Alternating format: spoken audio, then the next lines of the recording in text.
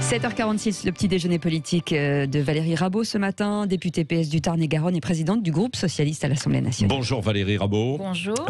Combien de clients dans les petits commerces? Les stations de ski vont-elles pouvoir rouvrir? Et bien d'autres questions. Jean Castex doit faire le service après-vente ce matin d'Emmanuel Macron. Qu'est-ce que vous attendez du Premier ministre? Mais déjà, je trouve que le président de la République a été plus précis que les précédentes fois. Oui. Je ne sais pas s'il se merkelise, mais en tout cas, il est plus précis que ce qu'il a été. Sur ce que j'attends de Jean Castex, c'est qu'il donne, notamment sur les stations de ski, sur les restaurateurs, qu'il donne vraiment des précisions, à la fois sur la date effective, sur les conditions, quel est le calendrier, enfin, est-ce qu'il va falloir respecter des conditions, et qu'il reprécise bien l'ensemble des aides qui peuvent exister et qu'il invite. Alors, le gouvernement vient de mettre en ligne un lien pour pouvoir accéder au fonds de solidarité qui permet donc jusqu'à 10 000 € de compensation du chiffre d'affaires du mois de novembre 2020, augmenter, si c'est plus avantageux pour le commerçant, jusqu'à 20% de son chiffre d'affaires du mois, en comparaison du mois de novembre 2019. Bon, moi, je dois quand même reconnaître que c'est vraiment un gros effort qui a été engagé par le gouvernement sur ce point-là. Ouais. Bon, donc il y a des avancées. Et est-ce qu'il y a de la concertation et de la discussion aussi au Parlement, avec l'ensemble des parlementaires sur toutes les décisions qui sont prises? On a beaucoup reproché justement au gouvernement de s'enfermer dans son fameux Conseil de défense et de prendre des décisions à huis clos. On voit bien que les décisions sont prises toujours à l'issue d'un conseil de défense dont personne ne sait, à part ceux qui participent, ce qui s'y dit. Le Premier ministre nous a écoutés vendredi dernier. Il a reçu par visio les présidents de groupe, les chefs de parti. Bon, je ne sais pas ce qu'il en a déduit, ce qu'il en est sorti. Moi, je vais vous dire ce que je lui ai dit. Je lui ai dit que sur la jeunesse, ça fait vraiment 3 mois, enfin même depuis avant l'été, que nous disons qu'il y a un abandon du gouvernement pour la jeunesse. Vous avez des jeunes qui ont fini leurs études, qui n'ont pas trouvé de travail, qui avaient des petits jobs dans les cafés, les restaurants, qui n'ont plus rien.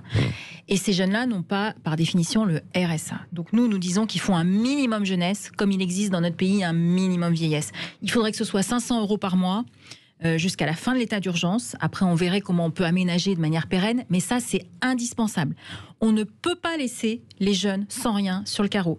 Je rappelle aussi que sous le précédent quinquennat, nous avions créé une aide pour quand vous recherchez un emploi, que vous avez fini vos études, que vous n'avez pas de chômage par définition, pas de RSA, rien, qui était de 550 € par mois, sur une durée de 6 mois, qui a été supprimée par l'actuelle majorité en janvier 2019.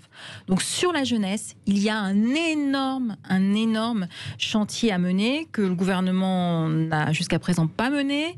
J'ai entendu que le président de la République avait mentionné en disant il faudra faire quelque chose pour la jeunesse. Il y a un haut commissaire qui vient d'être nommé. Il sera notre invité dans 20 minutes maintenant, justement, avec un jeune, un emploi. Et une solution. Oui, non, mais pour l'instant, les solutions, elles n'y sont pas. Le slogan, il y est, mais les solutions n'y sont pas. Nous demandons en plus qu'il y ait tout de suite 200 000 créations d'emplois jeunes ou d'emplois aidés, vous l'appelez comme vous voulez, qui pourraient contribuer à la transition énergétique et qui seraient destinés aux jeunes. Franchement, là, si rien n'est fait d'ici 10 jours, je pense qu'on va avoir de gros soucis et il est hors de question de laisser la jeunesse à l'abandon. Et est-ce qu'il faut rouvrir justement si les universités, certains présidents viennent d'écrire en ce sens, parce qu'il n'y a pas d'ouverture prévue là dans les semaines qui viennent? Alors, bon... sur la question sanitaire, moi, je n'ai pas tous les éléments pour vous répondre. Ce qui est sûr, c'est que j'ai eu aussi des présidents d'université au téléphone la semaine dernière. Pour certains, ils n'ont pas de nouvelles de certains jeunes qui sont soit repartis chez eux, soit restés dans leur chambre. Il y a une forme aussi de solitude qui existe. Donc, à minima, il faut qu'on puisse... faire un recensement, avoir des nouvelles de chacun d'eux, faire en sorte, pour certains, il y a aussi des problèmes de connexion Internet où vous ne pouvez pas accéder aux cours. Donc, vous voyez, il y a beaucoup de sujets qui se posent et pour l'instant... La jeunesse est sacrifiée, vous trouvez, justement, dans cette crise du Covid?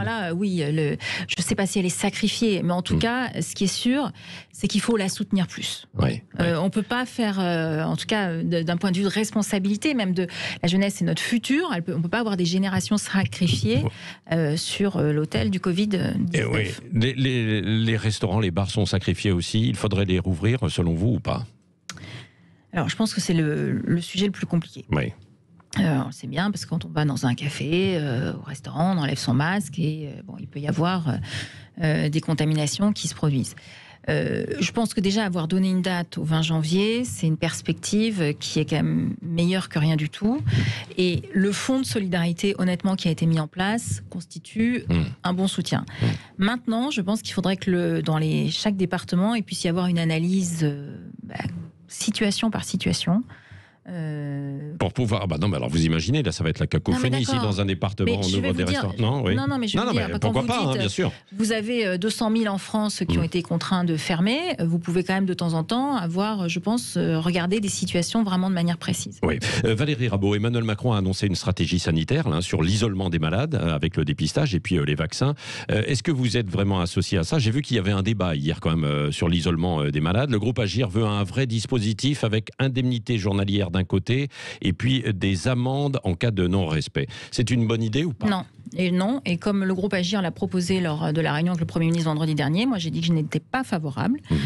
Si on a des mesures coercitives en disant aux gens vous ne pouvez pas sortir, vous ne pouvez pas faire, ce que feront les Français, c'est qu'ils iront plus faire tester.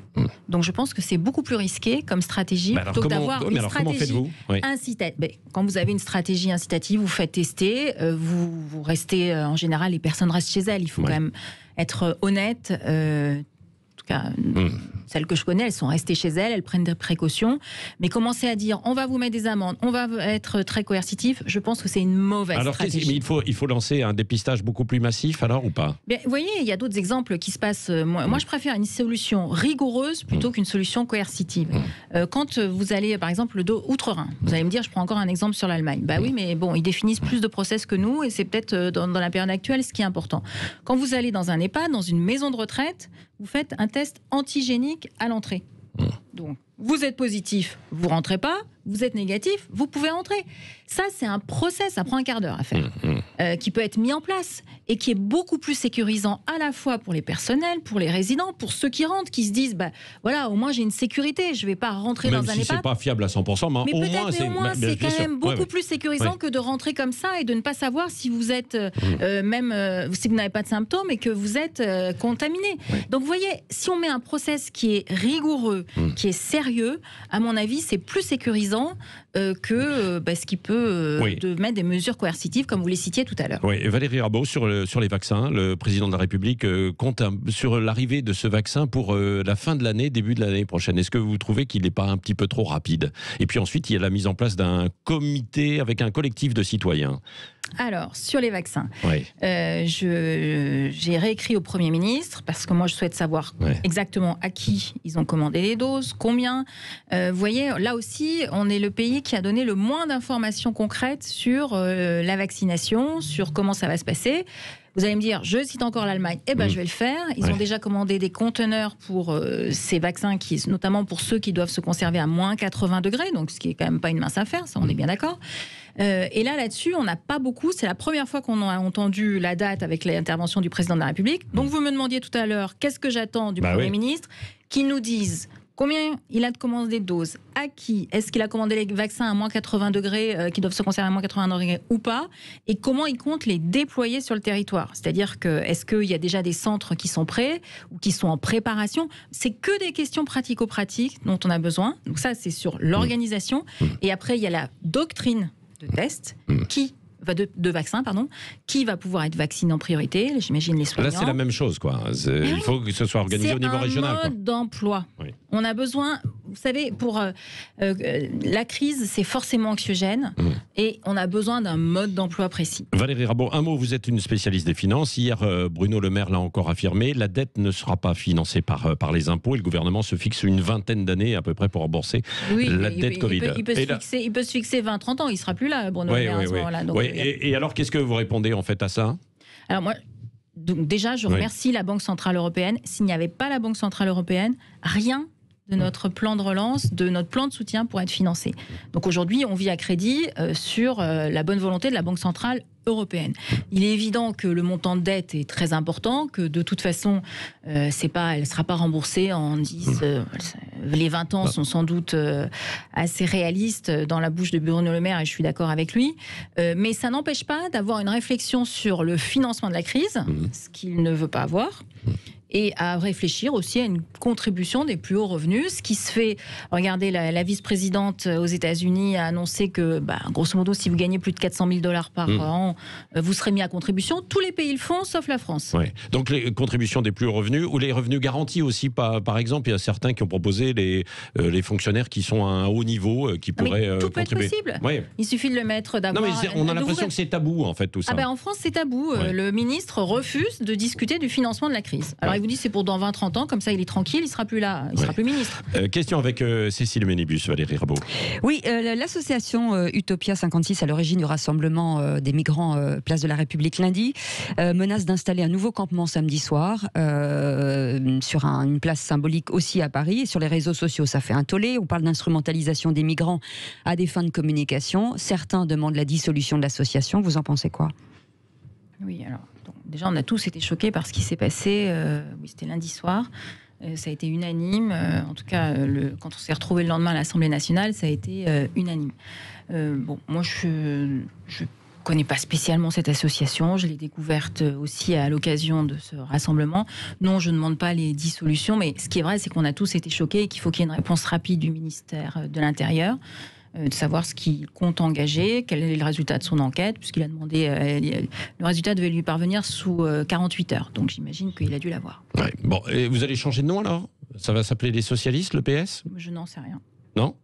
Ça fait partie des propositions, non ? Oui, mais pour l'instant, il n'y a rien qui est décidé. Ouais, mais ce serait une bonne idée ?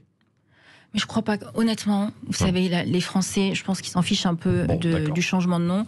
Ils ont d'autres soucis. Je les comprends et je pense que la priorité des priorités, c'est de tout faire pour que cette crise puisse être passée le plus rapidement possible. Merci Valérie Rabault, députée PS du Tarn-et-Garonne et présidente du groupe socialiste à l'Assemblée nationale. Et tout de suite, le journal de 8h. Sud Radio. Parlons vrai. Sud Radio.